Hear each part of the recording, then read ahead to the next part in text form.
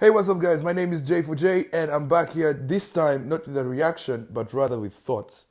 Um, I've been living in Hungary for now, like for 1.5 years. It's almost coming to 2 years, and I'm happy to be here, man. Um, Hungary is a beautiful country, first of all, found in Central Europe, for those who don't know, and and its culture, like the people here are very nice. Much as not many people speak English, it's just majorly made up of their own language. Their language is one of the hardest in the world to learn. They have 44 characters of the alphabet, which is quite interesting. It's like we always used to our 25 or 26 letters, and we're like, yeah, we just make up sentences anyhow we want with any letters.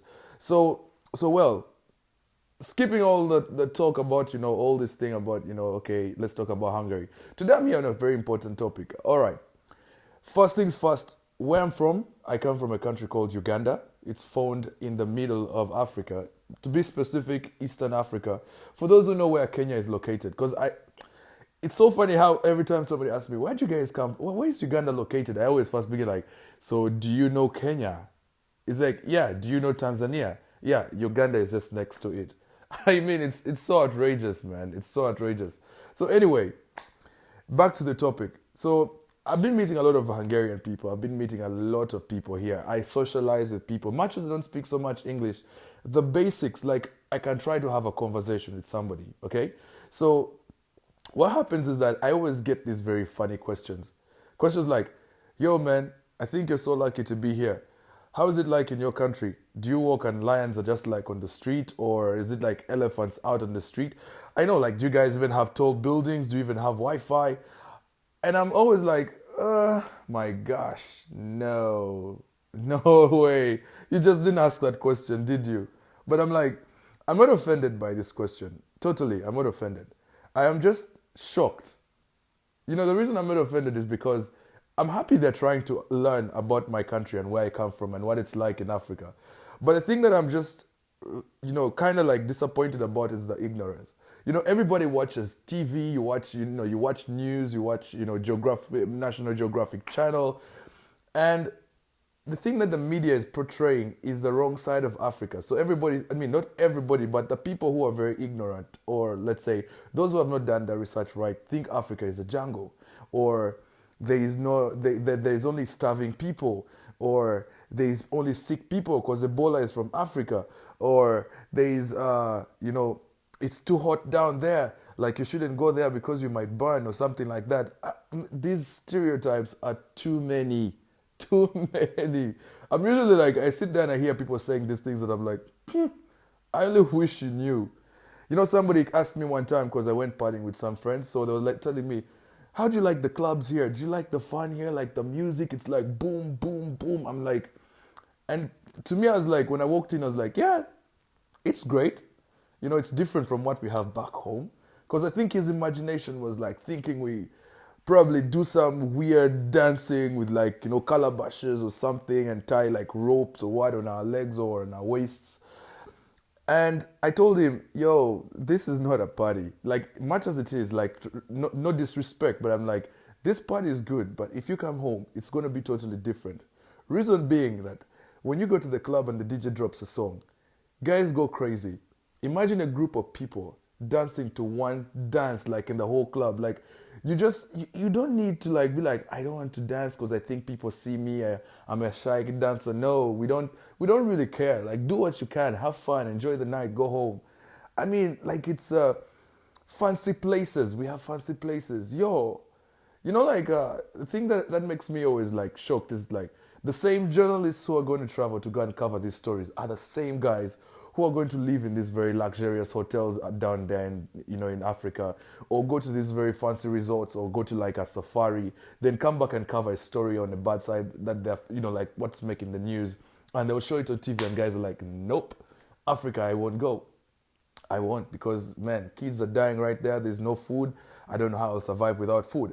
Or there's diseases. I'm going, because Africa is one gigantic it's a gigantic continent made up of at least 54 to 56 states. Yeah, it's about 54 states currently, as in these are like authoritated. Oh, okay, my English is also a problem. But what I'm just trying to say is that The ones that are known about 54 states. But I know that there is an increment of at least two that I believe are going to be, also counted as African countries. But the thing is, let's just skip that. I'm back to the point about saying that Africa is made up of at least 54 countries. And if you're talking of Africa, be more specific on what location. Yeah, because if the news comes out and says, yo, Ebola crisis has hit Africa, it is not the whole of Africa. Yo, it's just West Africa. And if you're talking of West Africa, it's not the whole of West Africa.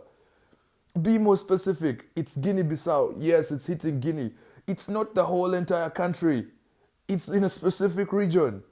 You get it? So this is the thing that people always miss. It's like when, that's the thing about generalizing. I hate generalizing things. Like they always say, try to be very specific with what you're trying to say. So if I'm talking to you right now, I want to just be more specific. I'm going to talk about Africa. But I'm also going to talk about my country, Uganda, from where I'm from. It's not like when French Montana went out there, it's like, yo, the kids dying in Africa, man. They don't have hospitals. Man, French Montana came and stayed in a fancy hotel down in Kampala, in the city. I mean, we have tall buildings. We have nice streets. We have traffic lights. Life is as same as here. It's fast and vibrant. People are looking for money every day, man. The city has 14 million people. I mean, like, people are educated. We have internet. We have Uber. Think about this. It's a fast, this is the 21st century. Even the places that I think in the world that are known as primitive places or places that are very undeveloped, I still think those places have a certain segment of at least urbanization within their, not just urbanization, but modernization. You'll find that the places that you can go to and still manage to find electricity, or you'll probably find a place you can access internet. You see? So it's not like you have to generalize everything. Just break it down and be more specific. Africa is very hot. Africa is not very hot. It's certain regions in Africa that are hot. Places that are desert-like or semi-arid desert-like. Those are found probably in the northwestern part of Africa, some sections in northwestern part of Africa. I'm again going to be more specific. All right? Even heading down to South Africa, you'll find certain sections. In my country, we have a semi-arid desert, but it's way up the country, way to the north of the country, northeastern part of Uganda is a semi-arid desert. But it's not like the whole country is too hot. No. I mean, the equator crosses across Kampala, not Kampala, sorry. There's a place called Masaka. It crosses Uganda, and Masaka is located in Uganda. So the equator, we're along the equator. That means that the temperatures there are not high. Temperatures are of mid-average. I know that maybe if we spoke of very hot temperatures, if we're living along the equator line, the temperature could be hitting maybe 34 to 35 degrees maximum. But most of the time, it's about 28, 29 degrees the whole year. There's rain falling. The farmers in the garden all the time. There are farmers in the garden all the time, making produce that is sent to the markets. People buy food every day. We have plenty of food, and food is really cheap. When I hear people saying, there's no food in Africa, guys are dying, are starving, I wouldn't be here today. Oh, you guys have lions on the street and elephants. Africa is not a jungle. I wouldn't be here today. I wouldn't even be doing this this vlog right now. So it's just about education or understanding that, the world has changed today. There's a lot of modernization. The thing that I always do is like, I want to challenge myself. Perceptional, like if my thoughts tell me something else, just let me move out of my comfort and see these things for myself. Listening to somebody else's opinion counts, which is good. It's good to take advice, but put your priorities first. Put your priorities first. That's the most important thing. Like I think to myself, all right, if I have money and I can travel, and I heard about the Middle East being dangerous, why don't I go to the Middle East and see it for myself? Because I've met guys from Iran and Iraq and places around, the Middle East, and they tell me life is as normal as it is.